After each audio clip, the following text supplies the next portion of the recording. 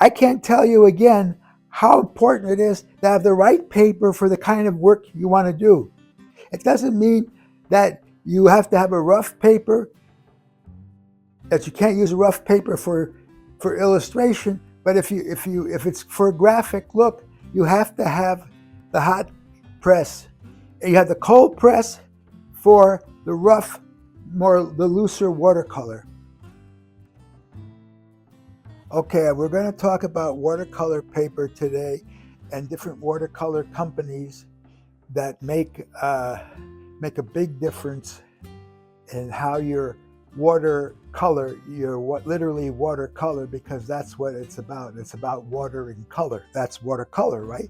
It explains itself. But the paper, oftentimes people have a cheaper paper and they can't understand why they're not getting the results that they used to get when they had a more expensive paper.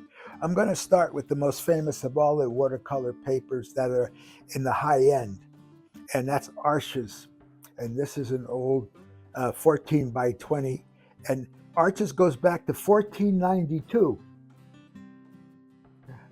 Like Columbus, anyway, they make mold-made individual papers, and they make them also on a roll.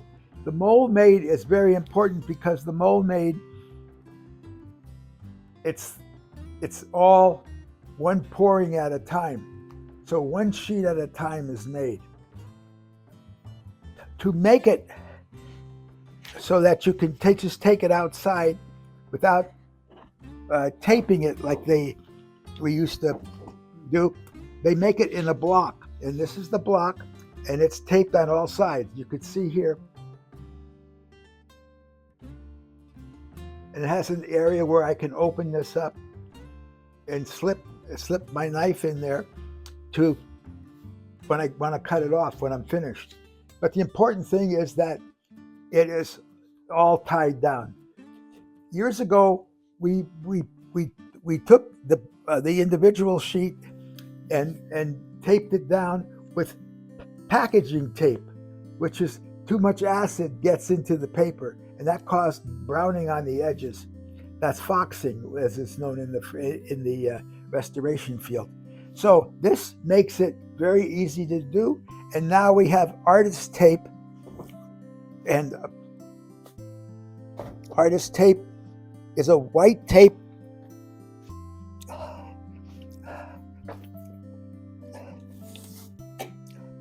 that works like a masking tape or like the packaging tape did, but it's acid-free. Acid-free. And we could take it and just take it to the edge. And we could go around, or we could tape it to the back as I've done here.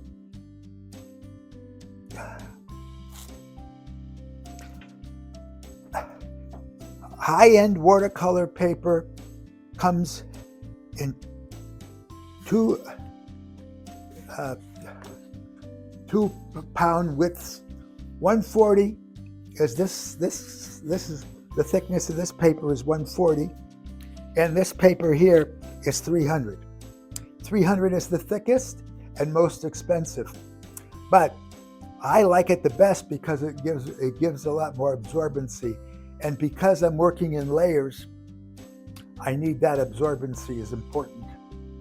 So when I come back to the second layer, the color has seeped in. The original color has seeped in, the first layer. And so that's, the other part is that it comes in rough, 300-pound rough, or 140 rough or smooth. Now I'm going to show you what a smooth paper is called hot press. A rough paper is cold press. Hot press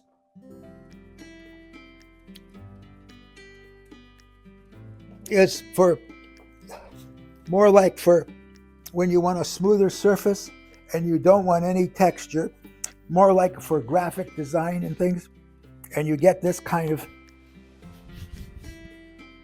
graphic. This is the start of a graphic that I didn't finish, but this is all smooth, and it's pressed hot they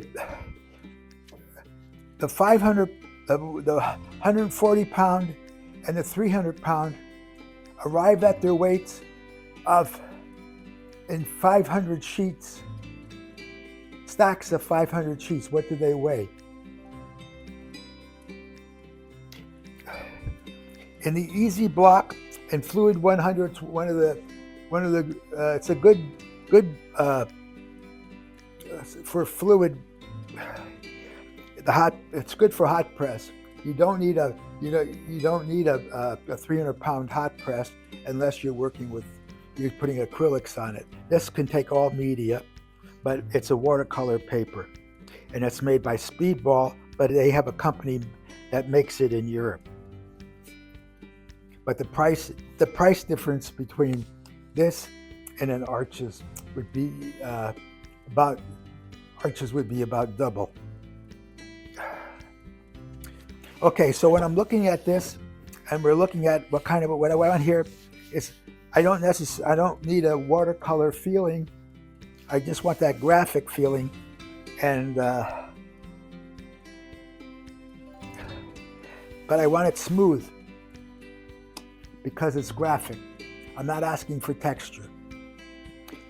Don't ask for texture from a hot press. The hot press is going to take the texture out of it. With very little tooth on it. Very little tooth. Well, actually, I would say technically no tooth. Got it. When we're looking at 300 pound paper, we're looking at the weight of the paper. As the 300 pound is extremely absorbent. Let me show you. 300 pound paper is also mold made. So the decal is on all sides. If you don't see the decal on all sides, don't buy it for the 300 pound. For the 140 pound, that can be made in a roll. It doesn't make much difference. But for framing, I want this to float. So I want you to see the decal. So I wouldn't mat this, I'd mount it. I'd mount this because I want you to see the decal of the paper. If I'm matting, if it comes off a roll, the sides are going to be even, flat, and then the decal will be at the top where it's cut off from the roll. And we're going to also look for the watermark. What is the watermark? It's the stamp of the, and here we see that slight number too. The sheets are numbered. But this is a very expensive paper. This can go as high as $31 a sheet, or if you get it from a catalog, sometimes it's down to $19 a sheet, but that's very rare. But you mount it, you don't mat it, and that saves you some money in your framing. Watercolor paper has two sides, a smoother side and a rough side. When I'm working with 300 pound paper, I want the rough side, and the rough side seems to be a little more absorbent. Absorbency, again, is that process that the watercolor gets absorbed into the paper. It goes inside the paper. It's not sitting on top of the paper, as it would be if it's a flat hot press. It'll sit on top, and therefore giving you the flatter graphic look. So when you're looking at the 140, and these are all Arches that I'm showing so far, besides the fluid one. The Arches, you see that on a roll. You see the difference?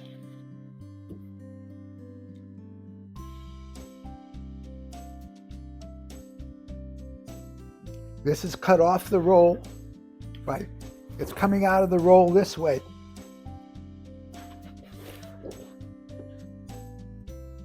So the decal side, what we call the decal, that's the That's the edging that shows like a rough stuff. That's that side. And when it's cut off the roll, it's even. It's still very, very good paper and absorbs very well, but a 140 pound does not absorb like a 300 pound. Now, would you hang that, frame it, and mat it, or would you This would be matted. This would be matted because it's not showing the decal on two sides. Got it.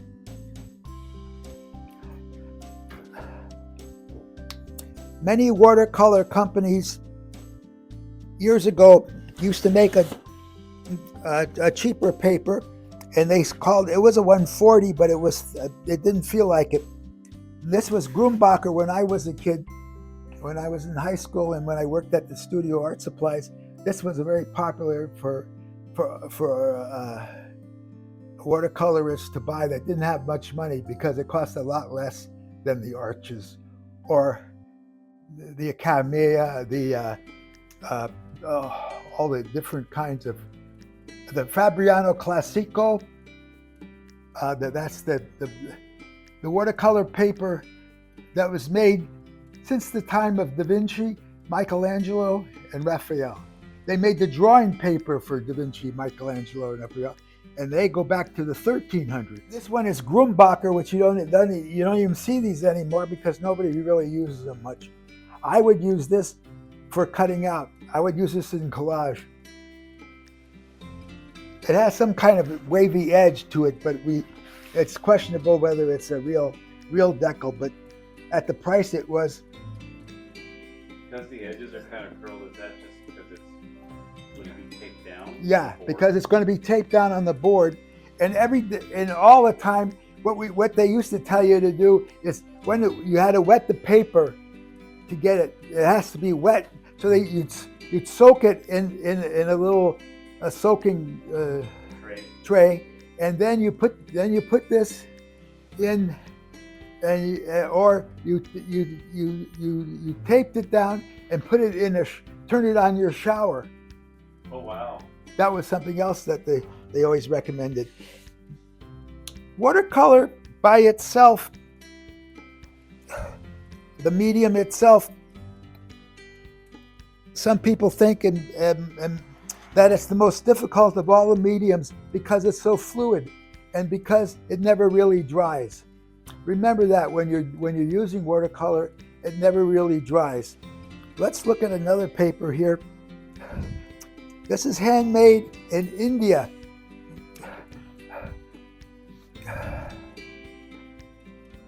And it's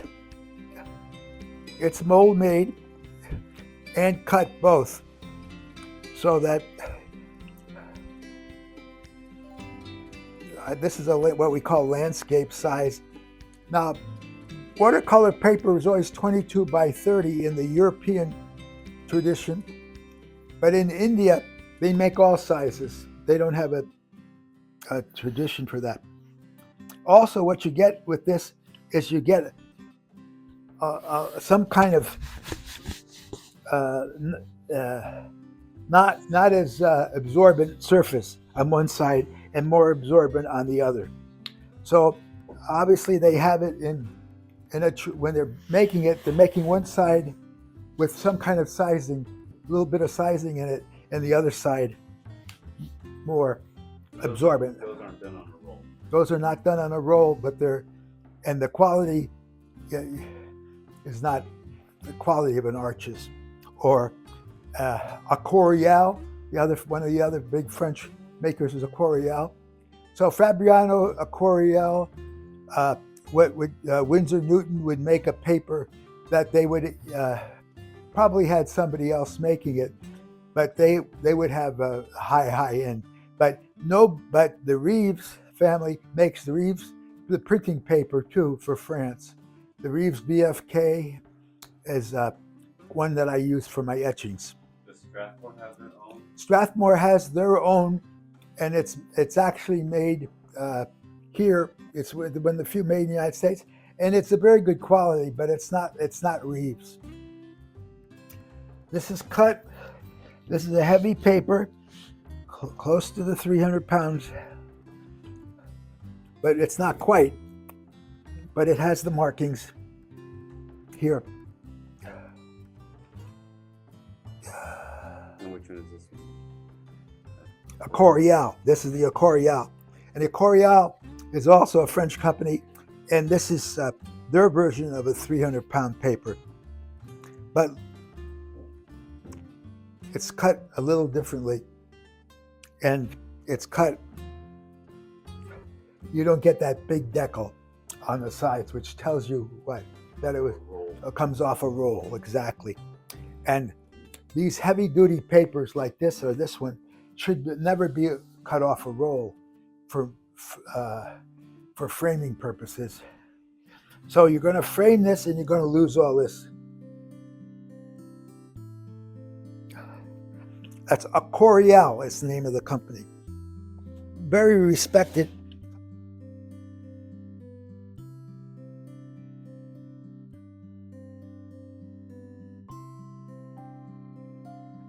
This is more of a graphic. This is a hot press. You can feel it, you can see the smoothness of it. But it's a decal. So it's a hot press with a decal top and bottom. But again, it tells you it's off the roll. And not only, look at the watermark. It's numbered. Yeah.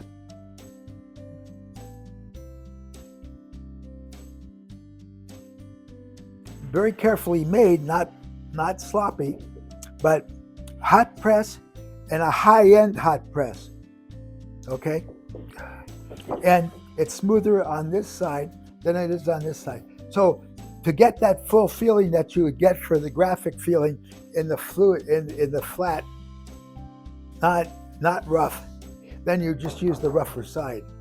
If you wanted it that to be have a little tiny, and I mean tiny amount of texture, it would be on the other side. So that could be almost like if you were to use like pen and ink. Pen and ink would be perfect. This is a pen. This is what I call a pen and ink paper. Yeah, and you can come back in later and use waterproof ink, watercolor over it. Over it, right. And I just yesterday ordered some, and Derwent, the great pencil maker from England, makes very high quality color pencils and graphite pencils. They've come out with a color paint, watercolor paint that dries.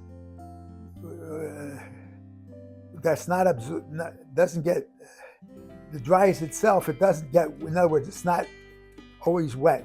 The watercolor is technically always wet because if you hit it with water, it's going to bleed out.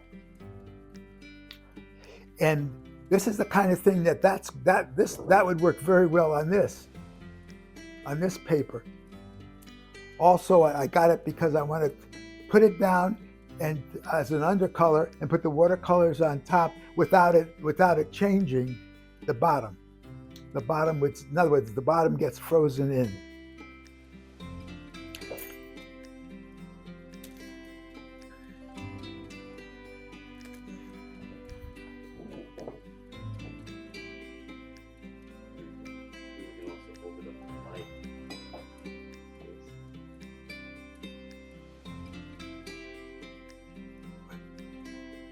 What's that saying here?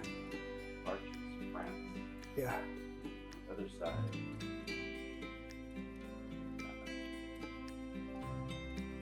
Yeah, it's definitely like that. Embossing and watermark. Yeah, and watermark. And this would be your highest end graphic paper on smooth. Mm-hmm. Or if you're an illustrator and you can't have a lot of texture, perfect for illustrations and the use of watercolor in the illustration.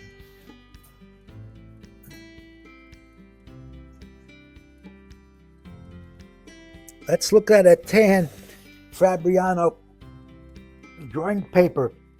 This is the Agostino. This is the Italian Agostino made in Sicily since the 1400s. Sicily being the poorest part of Italy. And you don't think of them making things like this, but it's marked here that it says on the sheet in pencil. And it's made for studio art. Student grade? Kind of a student quality. But say studio. When you say studio now, they mean student. If they say student grade, people don't buy it. But if you say studio, They don't think about it, they buy it. they buy it. And also, it's not white. It's a kind of a light tan. Yeah, I've never seen that for watercolor. It's really a graphics paper, and Okay. but it's sold. I mean, you could put watercolor on it. It's not gonna. I question if it's 100% rag, but that's, my own. When you're buying watercolor paper,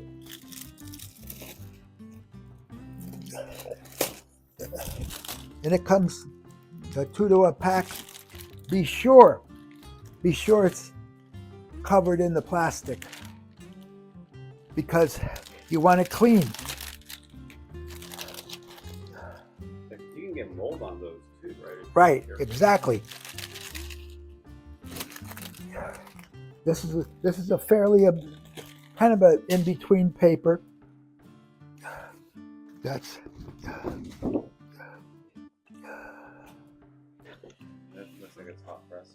yeah, it's hot press for sure. Cut on all 4 sides. Cut on all 4 sides, and nothing you'd want to use for watercolor if you're working wet. If you're working dry brush, the dry brush technique is very little water, as it sounds. I guess you could use wash with that too. Gouache would be very good for this.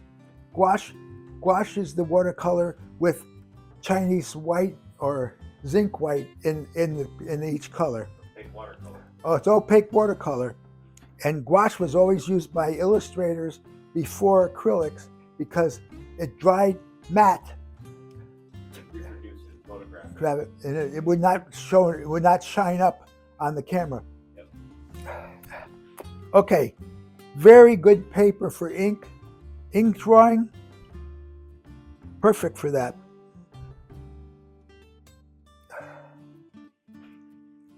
Yeah, that's a good weight. It's maybe about 60 or 70 pounds. It's probably about a 70 pound. Now I have some in there 90 pound for graphics, but if you get a 90 pound watercolor paper, that's going to buckle. Yep. Canson makes a 90 pound one, but it's for sketching, not for finish work. Canson is the other great French company that makes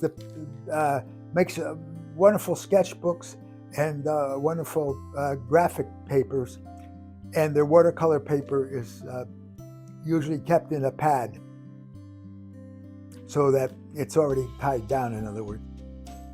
This is a very important cold press, and this is an Arches, but it's with Canson and Arches sheets and Talons. Dutch. Talons, the famous Dutch company that makes the Rembrandt paints. Yep. And uses the claims to use some of Rembrandt's formulas in their paint. And they also make a cheaper brand called Van Gogh. When you're looking at little watercolor blocks, the fluid makes good little blocks, hot finish for smooth. And again, this is the Fluid 100. Like that's the larger version of this. Like for out in the field, maybe. Out in the field making notes, and that's going to be important. Hot press. So in this company, you could tell the top by the color. You could tell what it is. Because I use a lot of water in my watercolor, I have the porcelain palettes and the plastic palettes. The plastic palettes, eventually they just clog up, and I can go back into them using them for what would we call it? Would be the mixing a pile of color, making up different colors. And but when I'm working with a lot of water, these guys are what's important. And this is where I want to do small little areas of watercolor. Work big, a lot of water. You could see there, a lot of water. And Here, are those all pan colors? Or? those are tube colors. Oh, okay, so you Yeah, I have pans down here. And then I have this, which I've had for many years, and it's for really super detailed work. And it has a little detailed brush, although I use smaller detailed brushes. It's a Sennelier Travel. Oh, yeah. And I've traveled all over the world with this thing. Okay, there it is. That's it. Okay, so if I'm doing that, I could do this. This paper, and this would be fine. Perfect for travel, outdoor studies. Outdoor studies. And we're talking about then, not talking about a rough paper. The rough paper is very good, but this is Sennelier. This is a top-of-the-line watercolor. Daniel Smith now has become the top-of-the-line watercolor, but the Sennelier family developed especially for French artists. These colors are arrived at individually by the Sennelier family in Paris. And the ones that Degas went to when he wanted to come up with a pastel that he could look like oil paint, and they came up with the oil pastel. Not the cheaper Japanese Sakura one that is credited with it, but it was the Sennelier family making it for Degas. Are those highly pigmented? Those are very highly pigmented. Very, very highly pigmented. Okay, give you an example. I've had this for 40 years. 40. 40. So it doesn't take a lot. And you don't need a lot of paint to get a color. If it's real paint, really good quality paint, and you have a little thing up here, but here's the palette. You know, the dry brush is thick. Yep. The paint is thick, and it's literally dry brush. It's very little water, and my friend Miguel Dominguez does the landscape painting with a dry brush technique. The dry brush is something that Andrew Wyeth used to use a lot of when he was, and he was, because he was trained by his father, N.C. Wyeth, the famous illustrator. His father showed him how to use watercolor, not as wet. Okay, so that's the papers, and I can't tell you again how important it is to have the right paper for the kind of work you want to do. It doesn't mean that you have to have a rough paper, that you can't use a rough paper for illustration, but if it's for a graphic look, you have to have the hot press. You have the cold press for the rough, the looser watercolor, the wetter watercolor.